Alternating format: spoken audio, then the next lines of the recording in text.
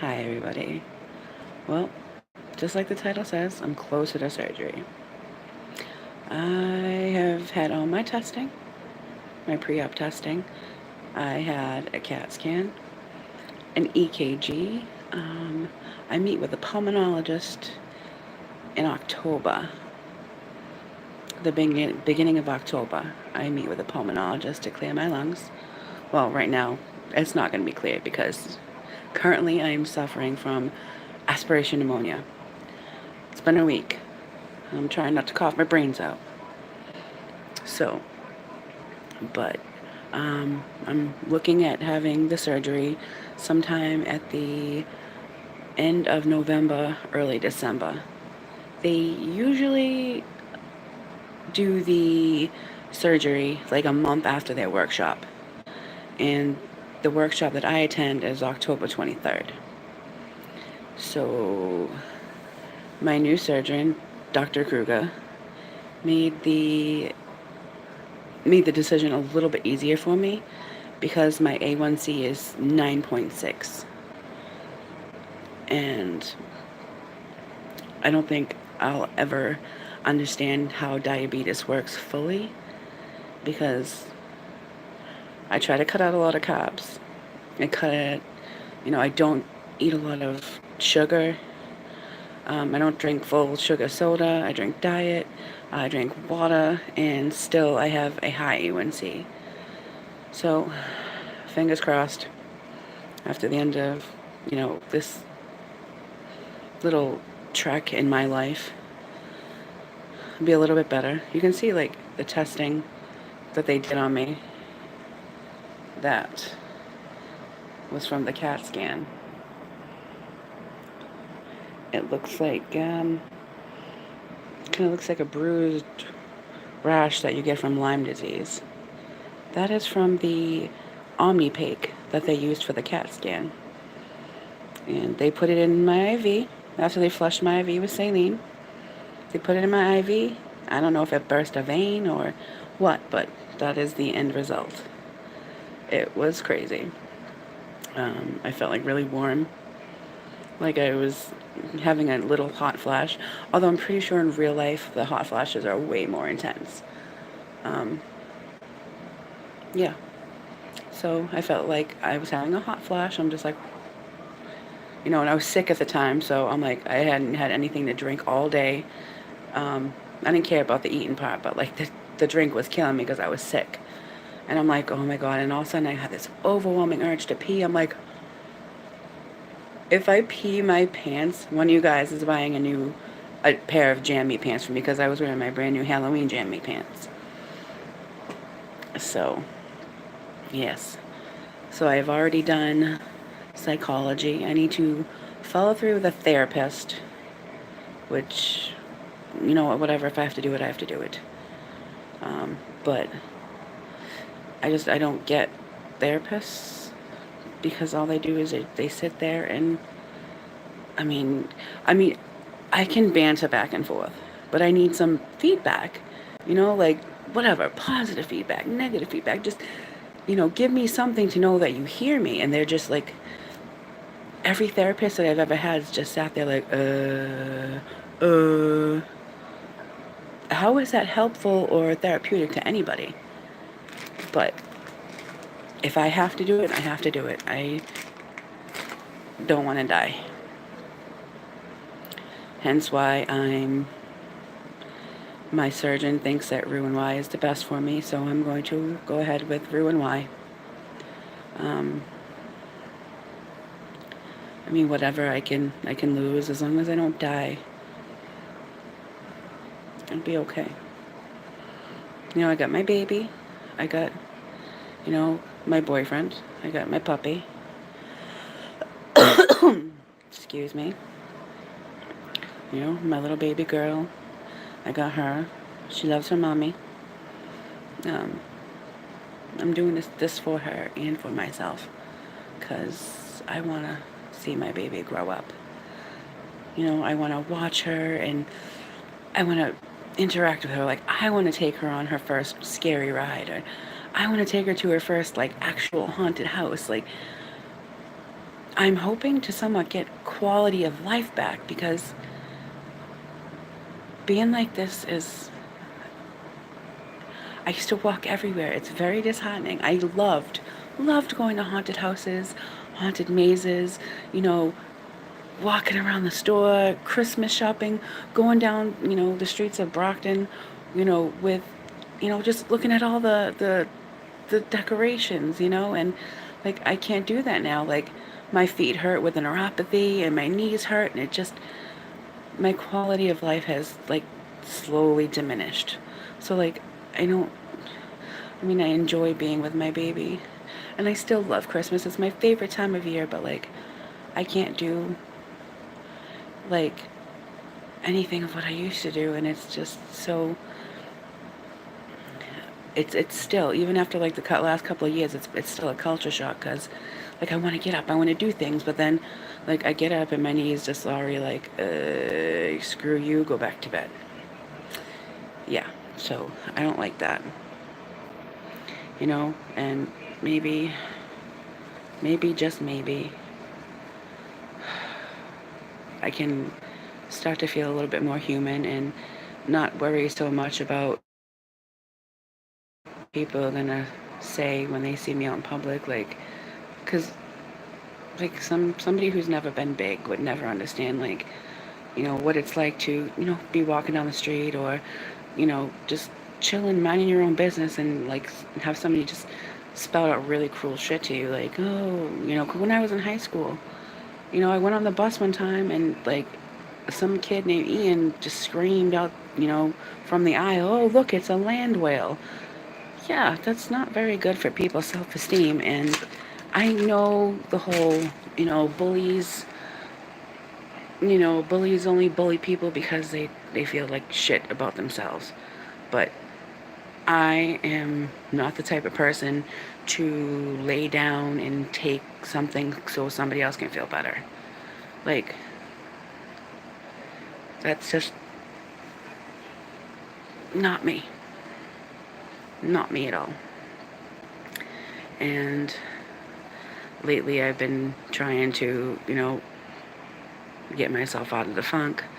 I'll watch like one of my favorite YouTubers, or, because I have like a couple of favorite YouTubers. I have, Kid Behind the Camera. He had Angry Grandpa, who like, it's been about 9 months since he's been gone. And then I have like one of my newest favorite rappers is like PFV.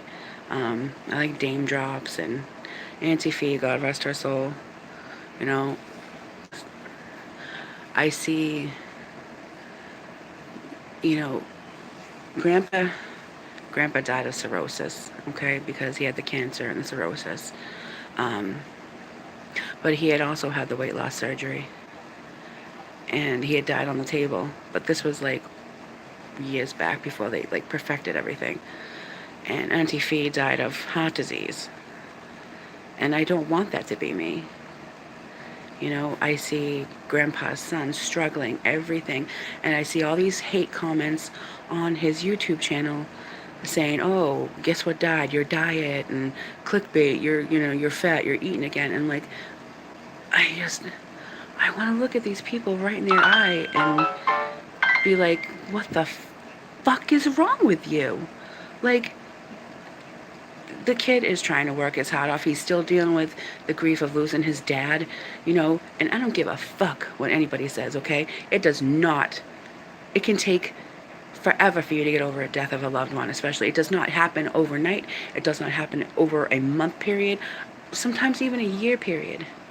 Okay? Everybody grieves differently. And for any of you people to tell him that it's not okay for him to grieve, is his best friend, his dad, that's not right. And I would like any one of you to sit there and suffer the loss of somebody very close to you and have somebody say to you, hey, just get over it. It's been 3 months. Are you going to want to turn around and knock that person's block off? Yeah. When I almost lost my dad, somebody's like, oh, well, your dad's, your dad, he'll be in a better place. And I wanted to Literally, I wanted to turn around and I wanted to kick the shit out of him.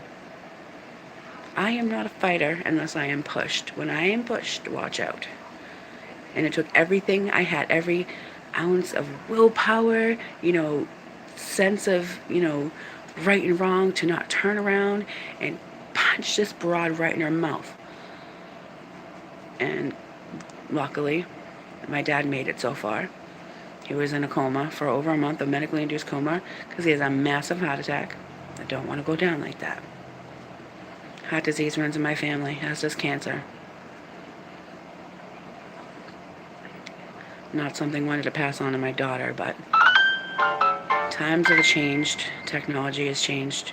Hopefully it will keep on moving in the right direction so she doesn't have to go through some of the things that I've gone through. She's already expressing, the panic attacks, the anxiety that I go through. I didn't want to pass that on to her, but hopefully with more technology advancement will come easier treatments, better treatments, more productive treatments, and more effective treatments. Excuse me, that's rude. But I'm praying. And as soon as I see some sort of difference or anything gets, more updated, because I have my little workbook. South Coast Health, More Than Medicine. Let's see. Oh wait, that's for when I went for the pneumonia. Yeah. That's where I went for the pneumonia.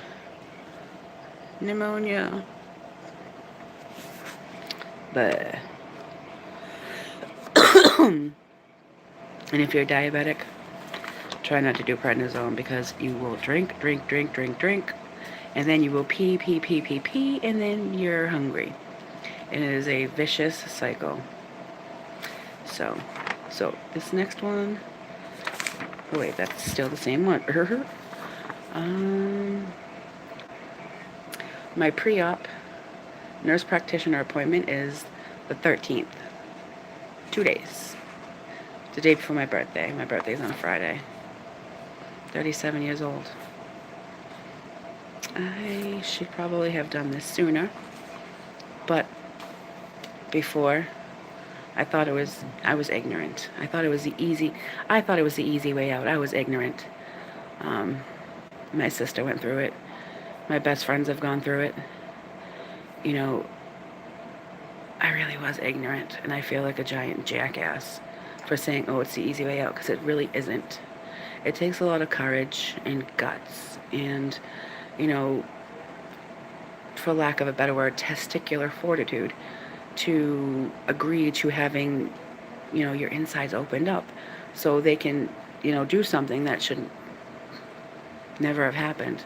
Like to make your stomach smaller because your stomach's bigger, or to cut it all off, or like make that little banana pouch for the sleeve, because with the sleeve gastrectomy, they make like a pouch, but it's like shaped like a banana. And the bypass just bypasses from to the lower intestine. But yeah, it takes a lot of guts to do what these people have done, and anybody who I have offended by thinking and being ignorant and thinking it was the easy way out, I'm very sorry. My ex-girlfriend had it done. Let's see, my friend in Pennsylvania, Nikki, had it done.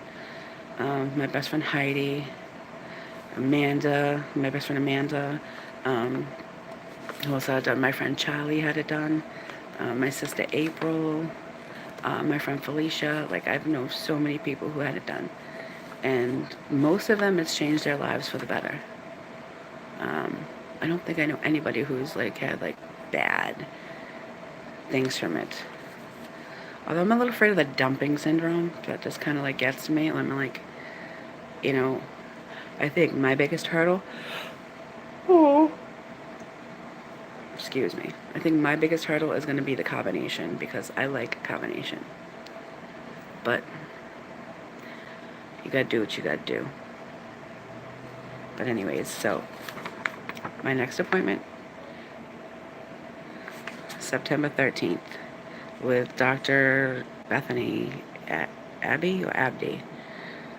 And then October 2nd is my consultation with a pulmonologist. Oh, it's coming so quickly. When I talk to the people, they said the surgery usually gets done in like, from start to finish, it takes like 4 months. Then a nutrition pre-op with Alex again. And then the 23rd again with psychology. See, I wasn't a big fan of the psychologist. She was just kind of rude. She was just like, oh, well, you can't have coffee, you can't do this. And she was rude about it. Like, I don't know. She was very rude about it. I didn't appreciate it, but whatever. What gets me through. She said she had the surgery too. And she did. She looked great.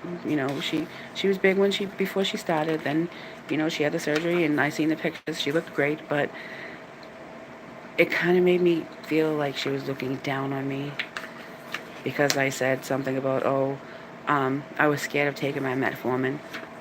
And she said, it's time to grow up, time to be an adult. I'm like, lady, I'm 36 years old. I am grown up. I'm like, the reason I am doing the surgery is so I can be around for a long time.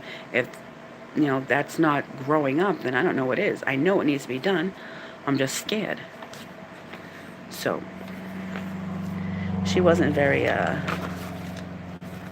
nice about that. What is that? What did I do? Yep, right there. Second visit with nurse practitioner, behavioral workshop, medical clearance appointment. Oh goodness. So a little jarring, but I'm gonna get past this. I'll get this. So if you see me babbling on and on, just check me. So I hope everybody liked this little update. Hopefully you'll be seeing me many, many pounds thinner as this saga goes on. So, happy Tuesday, everybody. And how do I stop this?